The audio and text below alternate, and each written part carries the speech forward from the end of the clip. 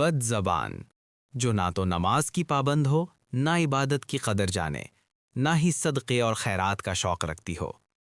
दिन भर रोज़े रखे, रातों को इबादत करे, मगर अपनी ज़बान से लोगों के दिल ज़ख्मी करती रहे। ऐसी औरत के बारे में नबी करीम सल्लल्लाहु अलैहि वसल्लम से पूछा गया तो आप सल्लल्लाहु अलैहि वसल्लम ने फरमाया, ला खैर फ़ीहा हिया मिन अहलिन नार, यानी उसमें कोई भलाई नहीं, वो दोज़ख में जाएगी। फिर एक और औरत का जिक्र किया गया जो सिर्फ फ़र्ज़ नमाज अदा करती थी, ना ज़्यादा नफली इबादत, ना ज़्यादा सदका और खैरात, मगर किसी को अपनी ज़बान से कभी तकलीफ़ न देती थी।